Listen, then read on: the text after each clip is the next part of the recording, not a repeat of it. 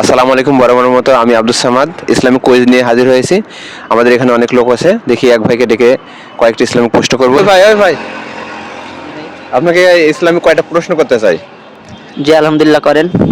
তো দেখা যাক আপনার ইসলামিক জ্ঞান কতটুকু। তো সর্বপ্রথম একটা প্রশ্ন, সেটা হচ্ছে যে জান্নাতের ভিতরে আদম এবং হাওয়া দুজনেই উভয় ছিলেন, কিন্তু উভয় কেন জান্নাত থেকে বেরিয়ে আসলেন, এই কারণ কি আপনি জানেন?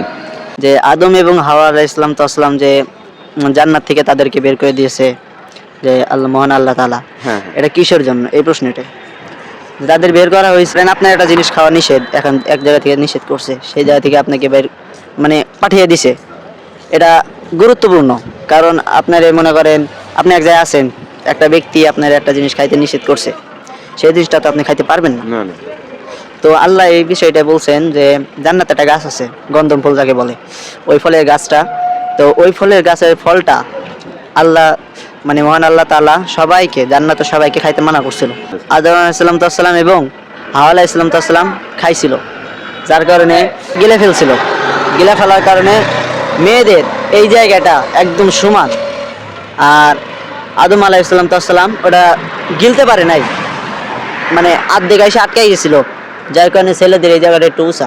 আপনারও আছে সবারই, আমরা যেটা বুঝলাম এই প্রশ্নের মাধ্যমে, যে এই যে মানুষের যে পুরুষের যে গলায় কণ্ঠটা উঁচু, যে আদম আলাইহিস সালাম যখন ওই হচ্ছে গন্ধম ফলটা খেয়েছিল, খাওয়ার পরে বুঝলো যে আল্লাহ তাআলা গন্ধম ফলটা খেতে নিষেধ করেছে, আমি তো খেয়ে ফেলছি, তখন তো এই যাই গলা চেপে ধরছিল, চেপে ধরার পর ফলটা এখানে আটকাই গেছিল, এই জন্য পুরুষের এরা কণ্ঠনালী উঁচু, তাই বোঝাতে চাচ্ছেন আপনি। ধন্যবাদ, আপনি এই প্রশ্নের মাধ্যমে আরেকটা প্রশ্নের উত্তর দিয়েছেন।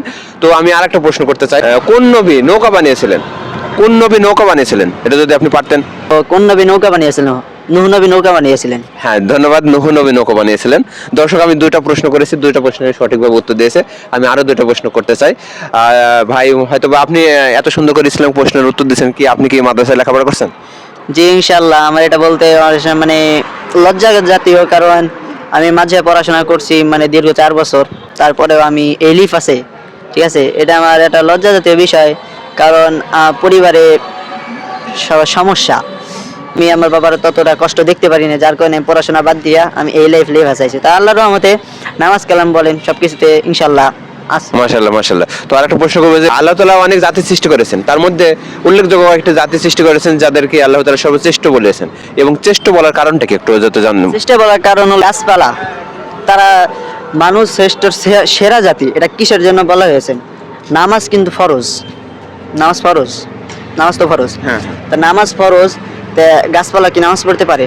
না না, গাছপালা না, তাদের মতো করে পড়ে। তাদের মতন না, গাছপালা নামাজ পড়তে পারে না, ঠিক আছে, কিন্তু গাছ কিন্তু আল্লাহর ইবাদত করে, কিন্তু তাদের ইবাদত পছন্দ হয় না কেন?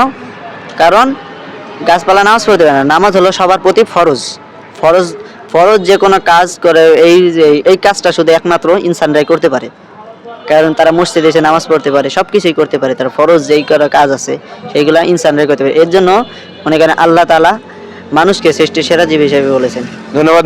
মানুষকে সৃষ্টি সেরা জীব বলা হয় কেন, এই প্রশ্নটা করেছিলাম ভাইকে।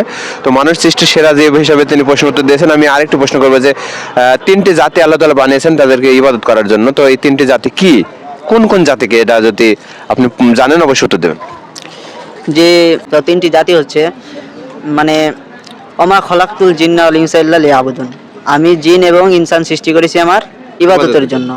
তবে আরেকটা আল্লাহ কোরআন শরীফে বলেছেন এই কথাটা, আর আরেকটা জাতি আছে সেটা হলো ফেরেশতা, সেটা বলে নাই। এখন কোরআন শরীফে যা আছে আমাদের তাই ধরতে হবে। ওমা খলাকতুল জিন্না ওয়াল ইনসা ইল্লা লিয়াবুদুন। মাশাআল্লাহ, আমাদের ছোট ভাই পর 4টি প্রশ্ন করেছেন, 4টি প্রশ্নের উত্তর দিয়েছেন সুন্দরভাবে। তো ভাইয়ের জন্য অসংখ্য ধন্যবাদ, এবং আমাদের পক্ষ থেকে ভাইকে আমরা সাধুবাদ জানাচ্ছি। এবং ইসলামিক প্রশ্ন, ইসলামিক জ্ঞান সকলেই জানা প্রয়োজন, আমরা সকলে ইসলামিক বিষয়গুলো জানার জন্য চেষ্টা করব। আমাদের সাথে থাকার জন্য সকলকে ধন্যবাদ।